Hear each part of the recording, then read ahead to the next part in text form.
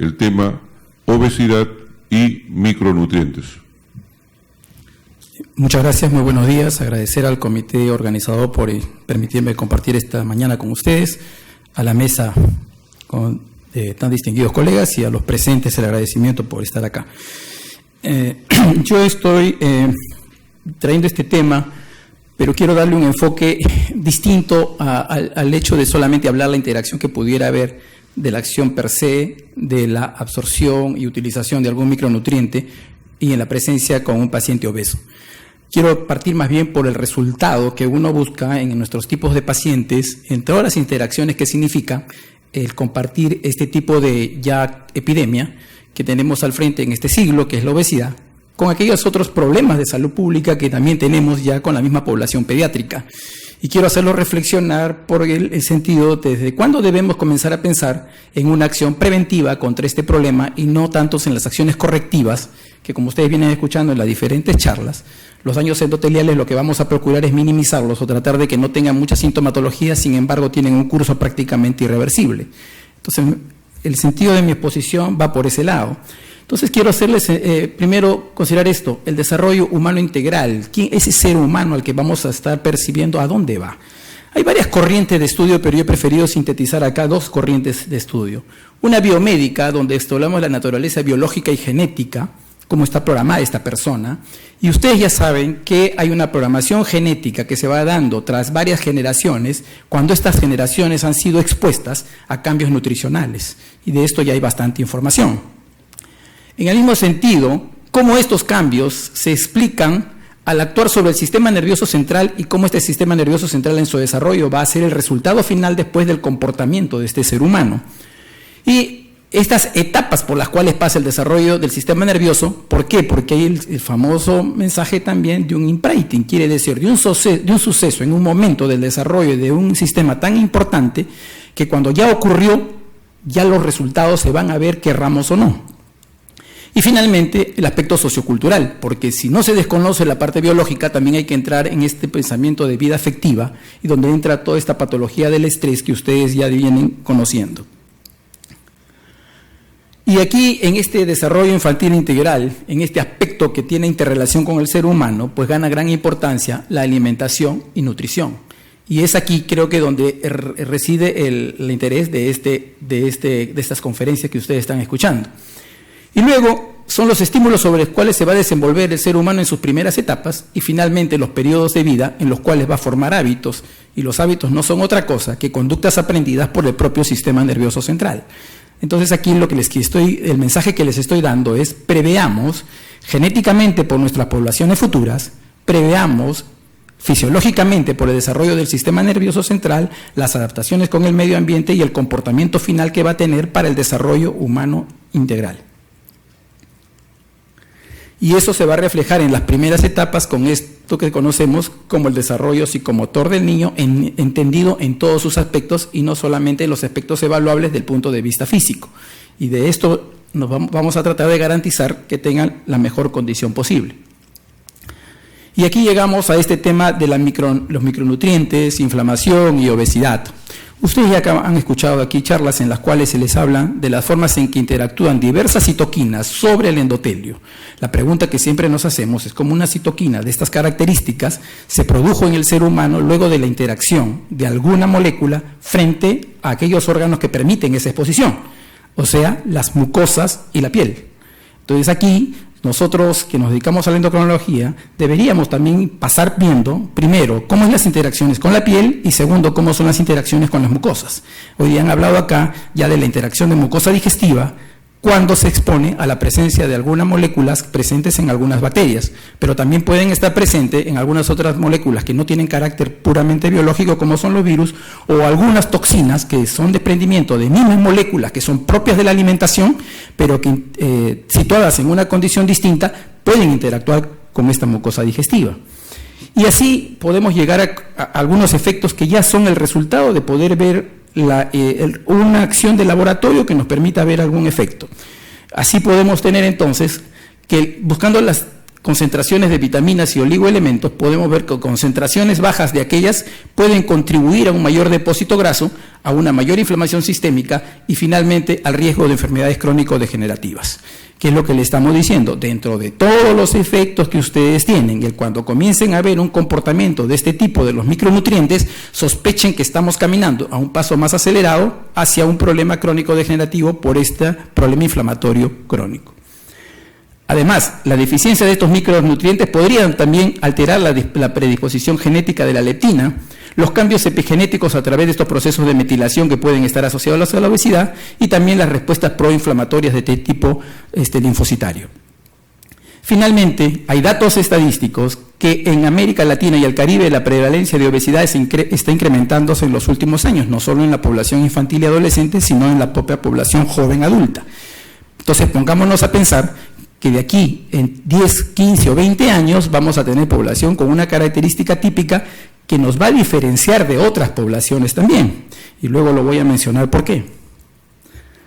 En estudios, y ahí están las fuentes de las cuales se puede obtener este dato, la relevancia de la nutrición prenatal, las cargas relativamente altas calóricas relacionadas con la deficiencia de micronutrientes, cuando se combinan con un aumento rápido de peso en la infancia temprana, terminan siendo un inicio prematuro de estos problemas degenerativos o crónicos. Entonces nos está diciendo, si su antecesora ya lo llevó dentro de la vida intrauterina con problemas de este tipo, nace y se los mantenemos por condiciones de tipo alimentario, tengan por seguro que estas dos cargas va a hacer que la exposición al problema sea mucho más pronta. Y ahora vayamos a datos epidemiológicos que puedan darnos referencia para que este tema no lo tomemos tan a la ligera. La cantidad de mujeres en el mundo no embarazadas que cursan con un problema, por ejemplo, como deficiencia de micronutrientes de la anemia, son 496 millones. Y 32 millones de ellas en condiciones de embarazada también están en esta situación. Quiere decir, yo estoy exponiendo a un nuevo ser y a una condición de vida prenatal en déficit. Y esta es la situación de la doble carga de la malnutrición de la cual nosotros somos herederos. Hasta hace 2 décadas, nuestro gran problema se llamaba desnutrición crónica infantil. Todavía lo es importante, pero ha disminuido, de manera que en este momento ya no es la primera acción sobre una acción sobre salud pública, pero sí está comenzando a crecer el otro aspecto de la obesidad. Y aquí es un dato que está expresado en mujeres, pero recuerden que estamos hablando de incremento también de un problema de salud pública que se llama maternidad infantil en la adolescencia. Quiere decir que estamos teniendo madres adolescentes en condición de anemia y que todavía no han terminado de completar su desarrollo integral, tanto físico como biológico, que van a exponer a un recién nacido a una condición de deficiencia. Entonces estamos cerrando un ciclo vicioso dentro de la atención pediátrica y eso para nosotros es una condición de alarma. Aquí tienen la cantidad de países hogares de niños con retardo del crecimiento. Si ustedes ven, Perú ya se encuentra en una condición no tan grande como tuvo los otros años, pero sigue siendo importante si lo tenemos en cuenta con aquellos que no tienen el problema. Entonces, la asociación deficiencia de micronutrientes, la asociación de niños con desnutrición crónica y que están yendo a la obesidad está prácticamente descrita. Esta es la cantidad de niños que hay en el mundo en este momento con obesidad infantil y donde se ubican en países en vías de desarrollo, o sea, como los nuestros. Esto es lo que se reportó en la OPS en el año 2012 y lastimosamente estamos en ese ranking que no quisiéramos estar, en un 8º lugar del mundo con obesidad infantil. Los micronutrientes descritos más típicamente, y por eso los he puesto en esta lámina, están ahí, pero no son los únicos. ¿Por qué? Porque no todavía hay investigaciones de otro tipo por las dificultades en el análisis laboratorial y otros que se pueden estar ocurriendo. Pero yo ahora quiero llevarlo sobre una condición final de ese desarrollo integral. Todos ellos, en varios estudios, demuestran que pueden afectar la capacidad de aprendizaje, condición inherente del ser humano para el desarrollo de sus capacidades. Y esta deficiencia de micronutrientes puede presentarse aislada o combinada, que no nos permite determinar cuál de ellos exactamente puede ser el que está cumpliendo un rol predominante, pero ya lo tenemos presente. Esta es la realidad del mundo, 273 millones de niños con anemia, y esta es la triste realidad del Perú, que ustedes la escuchan cada vez que cada vez que un político o un salubrista público hace su exposición. Sin embargo, pasan los años, no cambiamos y por lo general más bien entramos en mayor déficit. Y prevalencia más del 40% es un problema de salud pública severo, según definición de la OMS. Nosotros estamos por encima de eso y tenemos ciudades que casi bordean más allá del 80%. En esa condición, ¿qué desarrollo integral del ser humano se puede prever que sea correcta? ¿Qué estrategia que querramos usar en capacidades educativas puede ser de la mejor? Lo más probable es que choquemos contra una pared. Esto es lo que ocurre con la deficiencia de vitamina A, también descrita en el mundo. Y aquí solamente para mencionar las áreas de América Latina y el Caribe, y pueden ver ustedes, miren los porcentajes altos comparados a otras latitudes en las que nos encontramos en deficiencias de vitamina A. Bueno, esta es la realidad.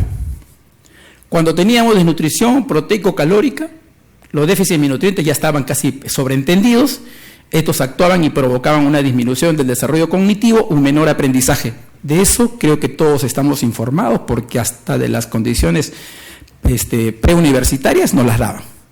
Pero esto de acá ha comenzado a aparecer en las últimas décadas, porque antes niño gordito, niño sano. Ahora la cosa cambió, el aspecto tiene otra visión.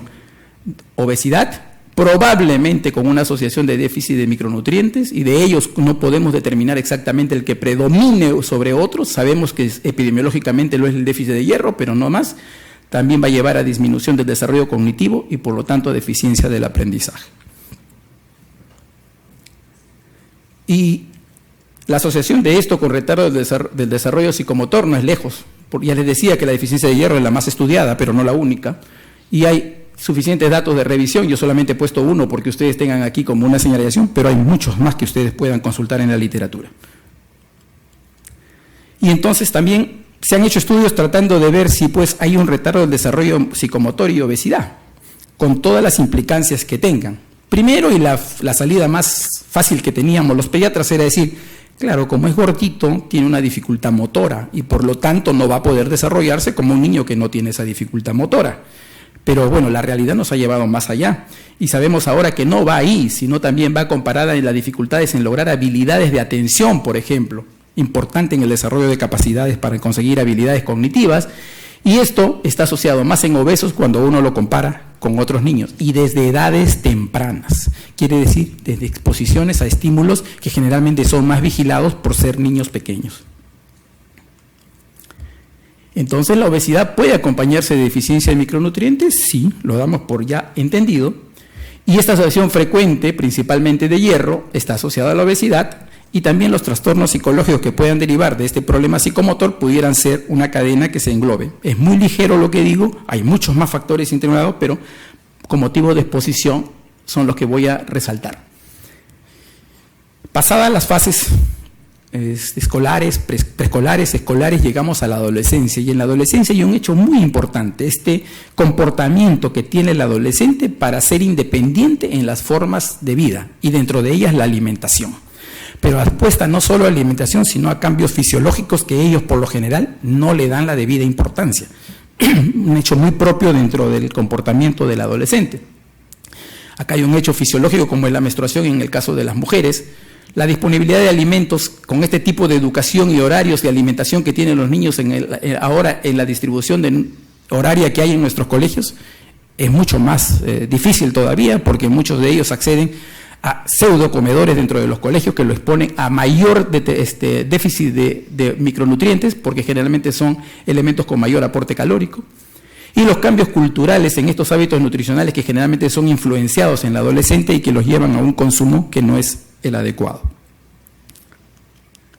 Entonces, esta deficiencia de micronutrientes, la menor actividad motora, la poca estimulación que puede haber en el hogar y que puede haber en los centros educativos, porque muchos de estos niños son postergados de algún tipo de actividad, influyen con un menor desarrollo cognitivo también en la población adolescente. Se ha observado la deficiencia también de zinc en desnutrición, pero también en obesidad.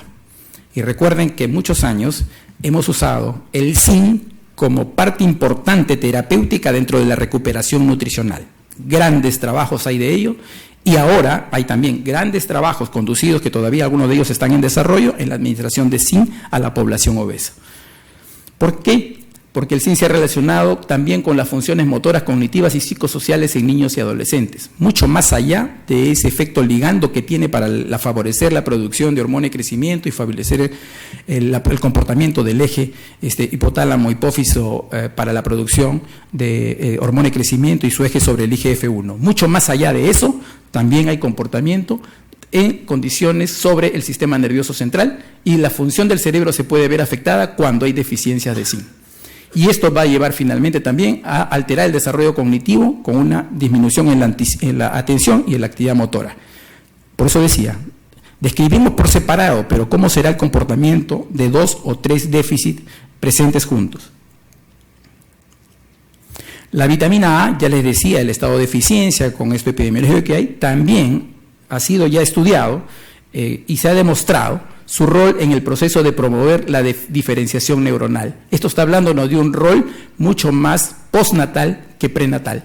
Entonces es importante garantizar la presencia, la adecuación correcta de esta disposición de vitamina A dentro de la alimentación. Y, claro que sí, ha sido y todavía es problema de salud pública en algunos países en vía de desarrollo. Recuerden que muchos años en nuestros controles de crecimiento y desarrollo estuvo como una medida preventiva la administración de vitamina A. Actualmente nos hemos desligado un poco de eso porque hemos minimizado el caso. No hay una evaluación por salud pública que nos diga que la deficiencia de vitamina A ha sido superada como problema de salud pública aún en este momento. Su deficiencia va a contribuir a la tasa de mortalidad de enfermedades respiratorias y diarreicas en lactantes y preescolares, y la deficiencia también se va a observar tanto en desnutridos como en pacientes obesos. Otros micronutrientes que pueden estar también implicados en estos procesos de aprendizaje y que están disminuidas en los obesos, están reportadas en esta literatura, las dejo yo para su consideración. No tengo ninguna experiencia ni ningún trabajo conducido por nosotros alrededor de algún micronutriente o deficiencia de vitamina D con pacientes obesos. Hay una publicación realizada el año pasado aquí en el Perú, en las zonas del sur de Lima, donde dicen como conclusión no encontrar una asociación directa entre obesidad y déficit de micronutriente. Sin embargo, la metodología por la cual se buscó la asociación sí puede ser cuestionable, porque no era la forma directa de poder en ese momento asociar. Generalmente un gran sesgo es que en una población controlada, por lo general la administración del micronutriente es correcta, y las pruebas que se toman son de resultados actuales, y en muchos de estos micronutrientes no es la sangre precisamente el mejor lugar para obtener el dato. Entonces podríamos por ahí cuestionar un poco el resultado de esta observación, que fue descriptiva y buscó solo asociación. La deficiencia de vitamina D seguramente ustedes sí ya la tienen más a cabo, porque hay descripción en la literatura de población adulta de la asociación de deficiencia de vitamina D en este seguimiento de los estados de resistencia a la insulina y posteriormente obesidad. ¿Nosotros qué tenemos desde lo que se puede haber demostrado en niños? Asociado a las concentraciones de bajas de vitamina D, y esto generalmente tiene una correlación directa con la masa total de tejido adiposo. Y una correlación inversa, positiva, con la concentración de paratormona. Esto pudiera estarnos diciendo que la deficiencia de vitamina D pudiera tener algún reflejo sobre este eje de comportamiento fisiológico. Y una concentración mayor de PTH y una disminución de la vitamina D pueden incrementar el calcio intracelular adipositario con mayor ganancia de peso. Y entonces aquí nació otra corriente que dice, entonces la deficiencia de vitamina D pudiera ser causante de un incremento mayor de la obesidad y cerrar un círculo vicioso. Quiere decir, empecé con obesidad, hice este cambio de correlación inversa, finalmente hubo este incremento de PTH, me llevó a que yo deposite más grasa y incremento el peso. Sin embargo, son asociaciones, todavía no hay demostración directa. Dentro de este término de desarrollo en la parte adolescente, la adolescencia constituiría una etapa de gran riesgo nutricional debido a su aumento de necesidades, a los cambios de hábitos alimentarios y posibles situaciones de riesgo para favorecer los déficits de micronutrientes, empeorar los sistemas de inflamación, terminar haciendo obesidad como un paso continuo a enfermedades crónicas. La existencia documentada en este estudio de micronutrientes en la población de México demostraba deficiencia de estos micronutrientes. En esta dieta de adolescentes presentaron carencias significativas de micronutrientes y miren ustedes, eran las mujeres las que resultaron con mayores deficiencias. Este estudio es interesante porque si esto ya ocurre en una mujer adolescente y yo acabo de decirles que en nuestra realidad lo que está incrementando es la maternidad adolescente, estoy poniéndoles ya también otro llamado de atención de pensar en el hijo de esa madre adolescente. En este estudio encontraron que las vitaminas del complejo B eran las que presentaban menos porcentaje de insuficiencias y eso habría que evaluarlo con el tipo antropológico-cultural de su alimentación en el país mexicano. Y podríamos hacer lo mismo con algunos sectores que tienen todavía en nuestro país un tipo de comportamiento alimenticio de ese carácter antropológico-cultural. Este corolario de déficit de micronutrientes en obesos nos señalan en este estudio, no es corregida por alimentación que contenga proteínas, vitaminas, minerales, de acuerdo con estos dispositivos de requerimiento que conocemos internacionales. Los niveles de micronutrientes permanecen bajos o incluso disminuyen más, lo cual podría ser explicado por la ingesta insuficiente, el aumento de la demanda, la distribución desbalanceada de los componentes lipofílicos en el cuerpo. Y aquí ya está el otro tema, la famosa obesidad visceral, ¿no? Que ustedes seguramente en algunos otros temas, por lo que he visto, también lo han tocado. No es igual, dependiendo del tejido en el que está ocurriendo el mayor problema. Los niños y adolescentes obesos presentan deficiencia de vitamina D, lo que puede acelerar el desarrollo del síndrome metabólico, diabetes mellitus tipo 2 y enfermedad cardiovascular por aumento de resistencia a la insulina. Nosotros tenemos que decir con preocupación que ya estamos observando eso en nuestros pacientes adolescentes. Entonces, es una realidad que va creciendo día a día y que es en verdad de bastante preocupación. Con respecto al yodo, que es otro elemento que ha tomado ahí y que tiene asociación, y esto yo he querido traerlo más que por parte de la charla, sino como un llamado y una observación clínica que estamos teniendo.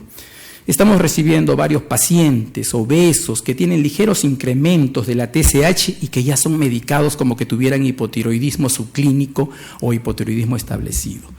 Y lo que queremos llamar la atención es que la hipertirotropinemia está asociada a la obesidad y sin tener asociación con déficit de yodo, ni demostrado tampoco alguna enfermedad autoinmune del tiroides.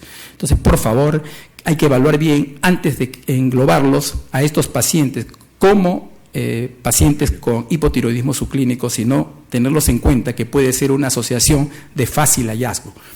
Recuerden, las moléculas libres en sangre, llámense como se llamen, citoquinas, hormonas, etcétera, no son las que causan el daño, son el resultante del daño que se viene produciendo.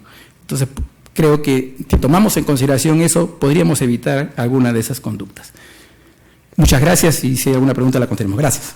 Gracias, doctor. Invitamos a los expositores a tomar asiento en la mesa para empezar la ronda de preguntas.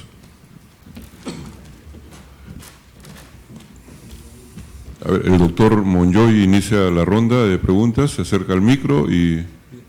Sí, buenos días, excelente charla a las tres. Empezaría con el doctor Maceda, la verdad su revisión bastante concienzuda y nos refleja pues que ese complejo universo de la microbiótica realmente es algo que realmente no alcanzamos mucho a entender y menos a manejar. Realmente él nos ha dado mucha información muy rica de la parte básica, de la investigación básica, de la experimentación experimental, de lo experimental. Pero yo creo, lo que preguntaría es, en la práctica, ¿cómo podríamos manejar estas condiciones? Porque en realidad es una condición, la microbiótica es muy cambiante, muy cambiante en el sujeto, cambiante en las poblaciones, cambiante en las edades, etcétera, etcétera. No, que en la práctica diaria, ¿cómo podríamos ya aproximarnos un poco más al manejo de microbiótica? Al doctor San Millán aprovecho porque si no, ya no habría oportunidad. Los últimos 50 años han sido pues de un despegue tremendo de obesidad y realmente es imparable el fenómeno de mayor peso y por lo tanto me sería pensar pues que esto de la leptina y todos estos disturbios y la hipertensión pulmonar pudieran estar un poco más en este momento llevando la proporción que lleva la obesidad en cuanto a la epidemiología creciente. Entonces, ¿qué datos tiene de países o de lugares donde se lleve realmente un seguimiento pues un poquito más estricto, ¿no?, de como causa de muerte o como causa de enfermedad? No, quisiera ver si hay algunas estadísticas que ya nos están hablando, nos están dando esa relación directa entre obesidad y hipertensión pulmonar. Y al doctor Núñez, comentarle que sí, claro, que en realidad alguna vez hubo oportunidades de hacer docencia y que en realidad, las estadísticas que nos presenta pues son muy ciertas. Veíamos desde hace muchos años que cuando se hacía estudios en la población prepuberal, relativamente que eran como tercios, ¿no? Ya en ese entonces, a mí me llamaba la atención mucho que cuando los estudios se realizaban en poblaciones de bajos recursos, relativamente el índice de obesidad superaba el índice de bajo peso y al índice de normopeso, ¿no? Y lógicamente que no íbamos más allá de la parte epidemiológica simplemente de obesidad, sino que esto implicaría pues probablemente una serie de deficiencias de micronutrientes. ¿Y qué se podría hacer? Porque esto prácticamente va de la mano con la educación a la madre o al medios sociales en los cuales este problema se da. ¿Qué comentario podría hacer al respecto? Muy bien, entonces son 3 preguntas a los 3 expositores. Empezamos con el doctor Walter. Bueno, ¿qué es lo práctico? Lo práctico es tratar de mejorar nuestra flora microbiana. ¿Cómo mejoramos nuestra flora microbiana? Realmente con los prebióticos. En este año salió un artículo, un metaanálisis sobre el beneficio de los probióticos. La conclusión de este estudio, de un metaanálisis, es de que los probióticos realmente no hay evidencia clara de que, disculpen la expresión, sirva para algo. Entonces, realmente, si queremos mejorar la flora, queremos tener lo ideal, tendríamos que irnos a la alimentación adecuada y a darle posibilidades a los probióticos. Y los probióticos que he apuntado, ¿qué obtenemos con el prebiótico? Disminuye la grelina, disminuye el apetito, aumenta el GLP-1, aumenta el trofismo de la mucosa, aumenta el mucos de la mucosa intestinal. Entonces son beneficios sumamente adecuados e interesantes. Ahora, ¿para qué nos sirve todo esto? Probablemente esta revisión nos va a servir para terapia en futuro. Yo recuerdo que allá por el año 90 yo leía sobre fisiología del hueso y en la literatura decía algún día se creará un anticuerpo monoclonal contra el sistema RAN ligando. Pasaron los años y hoy en día tenemos anticuerpos monoclonales contra el RAN ligando. Entonces, probablemente algún día tengamos sensibilizadores que probablemente inactiven los TLR4. Tenemos más de una docena. Probablemente bloqueemos selectivamente ciertos TLR o bloqueemos o disminuyamos la CD14, la CD8, probablemente. O tal vez actuemos con alimentos sensibilizando, bloqueando un poco la proteína G43 y estimulando un poco la proteína G41, se me ocurre. Hay en la literatura información respecto a lo que se llama trasplante fecal o trasplante de heces, que se ha hecho en humanos, en poca gente, y realmente lo han hecho cuando hay infecciones con Clostridium difficile, pero que se emplee en seres humanos con la finalidad de como terapia, realmente por el momento no. Lo que sí hay evidencias que en animales la cambio de microbiota definitivamente va a alterar. Muchas gracias. Doctor, ¿su opinión? Con respecto a lo de los registros, Sudamérica no tiene registros de pacientes con hipertensión pulmonar, pero tenemos los datos que son de 3 países que tienen registro. Tiene Inglaterra, tiene Francia y tiene Estados Unidos. Y en esos 3 países lo que se ha visto es que el incremento de la obesidad en mujeres, porque el gran porcentaje de pacientes con hipertensión pulmonar son mujeres, va relacionado con el aumento de la hipertensión pulmonar. Por eso es la idea de tratar de concientizar a los endocrinólogos aquí de tomar cuidado de esta enfermedad porque es irreversible, es tratable, se puede alargar el tiempo de vida de 3 a 5 a 7 años máximo, pero si se detecta a tiempo, mi maestro en Inglaterra decía, los endocrinos cuando ven a alguien que camina despacito y está, lo relacionan con que está obeso, pero también se podría relacionar con que está teniendo inicios de hipertensión pulmonar. Entonces hay que ponerle un ojo a esto y tener cuidado y que el cardiólogo nos dé los datos exactos de qué está pasando con este paciente obeso. Gracias. Gracias, doctor. Doctor Núñez. Bien, gracias. Yo quiero partir por hacer reflexión sobre algo. Las empresas más grandes del mundo, aparte de las ventas de armas, son las compañías farmacéuticas y aquellas que se dedican a la venta de alimentos. Las condiciones que nos han puesto en la forma de alimentarnos es creada por el mismo tipo de accionista. Quiere decir, es accionista en una compañía farmacéutica, es accionista en las empresas que nos venden alimentos y también es accionista en las empresas que nos dicen que hay que hacer actividad física en los gyms. O sea, el negocio está hecho. Y yo creo que esa occidentalización, entre comillas, que nos han provocado en la alimentación, nos está llevando a errores serios en el tipo de alimentación. Una cosa que no hemos hecho, y lastimosamente, porque por los años 70 y 80 en este país hubo gente que trabajó la antropología cultural de la alimentación andina, incluso aquellas personas que trabajaron con el grupo de monje allá por las alturas, trabajaron también la parte de alimentación, como parte de sustento para mejorar indirectamente, porque en ese tiempo no teníamos los conocimientos que hoy día nos han expuesto acá, de cómo podríamos mejorar estos aspectos nutricionales. Pero yendo entonces frente a eso, lo que se necesita es una política de Estado que prevea que esta epidemia de la obesidad no nos lleve a mayores problemas en años después. Pero si nosotros no podemos participar de esas políticas de Estado, por lo menos podemos participar de la política de la familia, porque cada uno de ustedes al recibir a un paciente, sea de la edad que tenga, están recibiendo un grupo familiar. Y el consejo adecuado sobre el grupo familiar, especialmente para la conducta alimentaria con sus niños, va a ser fundamental porque va a disminuir la cantidad de pacientes que a futuro desarrollen enfermedades dentro de otras de tipo endocrinológico. Y no se preocupen, ustedes no se van a quedar sin pacientes, está asegurado los pacientes por de aquí a 40 años.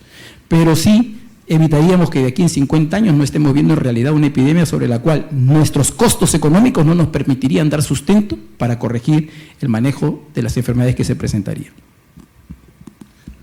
Otra pregunta para el doctor. ¿Alguna pregunta? Sí, Luego el doctor Bueno, Núñez. felicito a los expositores, nos han dado muchas luces sobre esto. Quiero preguntarle al doctor Núñez, nosotros vemos con frecuencia acá en el Perú la subida de peso brusca de las gestantes que suben durante la gestación entre 15 kilos, 18 kilos. Y luego nacen niños, algunos con sobrepeso y algunos de bajo peso. ¿Qué sería el riesgo de estos niños? ¿Cuál sería? Es una muy buena pregunta, muchas gracias. Desde que aparecieron los estudios sonográficos para ver el desarrollo fetal, la mujer ha sido advertida con mucho mayor precisión de si el feto seguía o no las curvas de crecimiento esperadas durante los trimestres de gestación. Pero recuerden que el último trimestre de gestación es el más importante en la ganancia de tejido adiposo. 2/3 partes del tejido adiposo se ganan en el último trimestre de embarazo por parte del feto. Entonces, mensajes que a veces nosotros los médicos le condicionamos a una madre puede ser muy perjudicial. Por ejemplo, el niño no está ganando bien de peso, tu niño está muy flaquito. Ese tipo de mensaje puede ser deleterio. ¿Por qué? Porque nosotros en ese momento vamos a hacer que la madre perciba que tiene que ganar más peso. Y se induce a una alimentación más forzada y lógico en un momento en el cual ya no tiene los síntomas propios del primer trimestre, donde el hecho de la hiperemesis o la emesis gravídica la limita muchas veces a este consumo y empiezan a consumir. ¿Y qué es lo que consumen más? Mayor ingesta calórica. en el afán de que su niño gane de peso, que el feto gane de peso. Y sí, el feto gana de peso, pero rompe la homeostasis metabólica entre la relación longitud-peso. Y hay estudios que ya demuestran que si hiciéramos un comparativo de índice ponderal entre el segundo trimestre y tercer trimestre de la gestación, encontramos que en muchos grupos sube este incremento que usted dice. Ese es un primer y gran paso dentro de los periodos críticos para la obesidad en la vida posterior, o sea, el tercer trimestre del embarazo. Y lo mismo sucede para cuando el niño nace pequeño.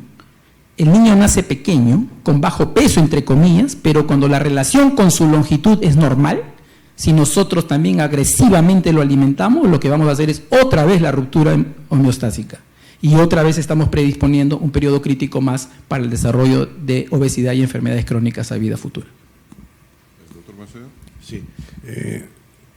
Al doctor Samillán. Una pregunta.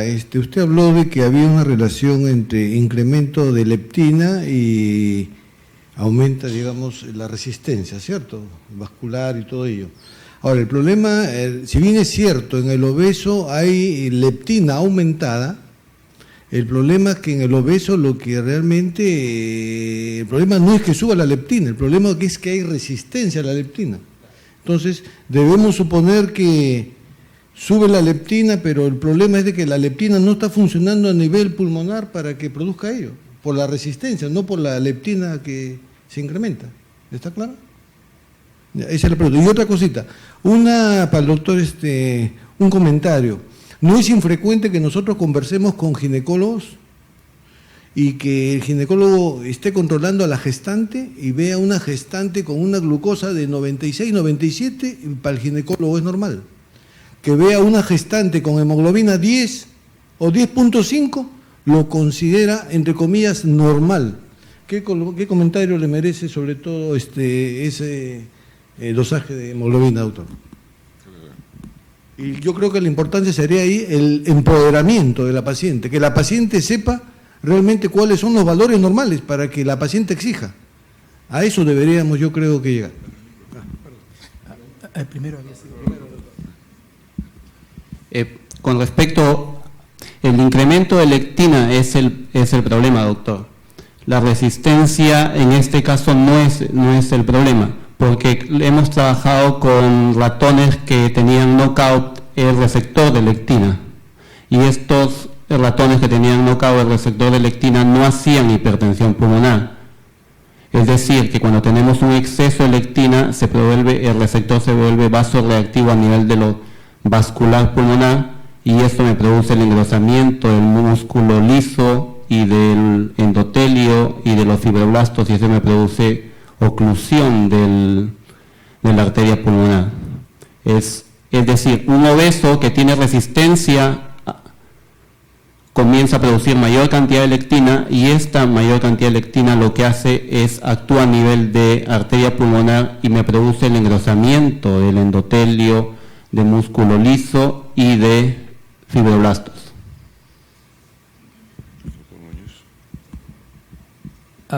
Yo partiría por la pregunta de cómo estuvo previo a la gestación la hemoglobina de esta mujer. Hay también un trabajo desarrollado por los colegas del Instituto Materno Perinatal de Lima respecto al nivel de hemoglobina considerado ideal a nivel de altura. Es muy interesante revisarlo porque los hallazgos son bastante importantes respecto al hecho de que si nosotros queremos ponerle valores de referenciales de hemoglobina a los niveles que tenían en altura, o sea, luego de hacer la corrección, los resultados salían tan perjudiciales como estar anémico. Es interesante esa versión, habría que investigar más. Respecto a si hay que administrar o no administrar, por supuesto, o sea, aquí hay dos posturas que yo siempre también lo pongo en pediatría. Si nosotros tenemos una deficiencia de hierro en una mujer o en un niño, y nosotros esa deficiencia de hemoglobina la consideramos al déficit de hierro, no solamente debemos valernos del valor cualitativo que tiene la hemoglobina, sino también del valor que tiene de hierro o de algunos de sus marcadores de depósito como son la ferritina. O sea, no quedarnos solo en el hallazgo. Segundo, en el problema de salud pública, si nos preguntaran, ¿hay que administrarles hierro? La respuesta tiene que ser concluyente, sí.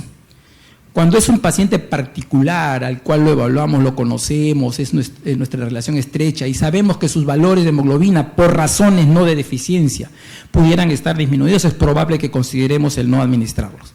Pero esa particularidad tiene que ser muy precisa porque si no podríamos estarlo exponiendo o poniendo en riesgo. Doctor Entonces, Monjoy. si me permiten una última pregunta. Me parece algo muy importante que dijo el doctor Núñez, ¿no? Recibir pacientes con TSH límite normal o alto, ligeramente alto, y obesidad.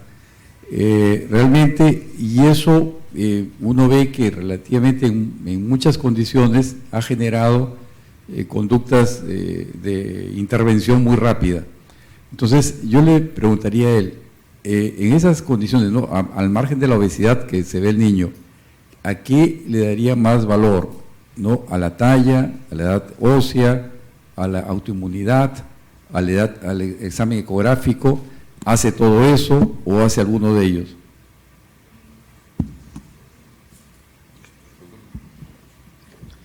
Bien, a ver, si nosotros encontramos clínica de sospecha de algo en un paciente obeso que pudiera hacernos sospechar de algún evento, vamos a hacer sus pruebas. Si tiene familia con patología tiroidea, si tiene bocio, si hay una disminución en su velocidad de crecimiento, definitivamente vamos a hacer una evaluación de la función tiroidea y evaluarlo también en su condición morfológica. Si es un paciente que fue por cualquier razón, muchas veces porque tiene el pene sumergido y que demostramos que es por obesidad y que alguien le pidió hormona tiroidea por un deseo más allá de la necesidad de pedirlo y viene con un resultado de ese tipo, la verdad que no le prestamos interés. Lo que hacemos es hacer una vigilancia dentro de lo que es el comportamiento nutricional, la adherencia a los consejos nutricionales y evaluamos su velocidad de crecimiento. Muy bien, entonces por razones de tiempo vamos a dejar las preguntas y vamos a hacer presente a los doctores a cargo de la Asociación Peruana de Obesidad y Osteoartrosis un certificado de su participación y un obsequio por parte de la directiva.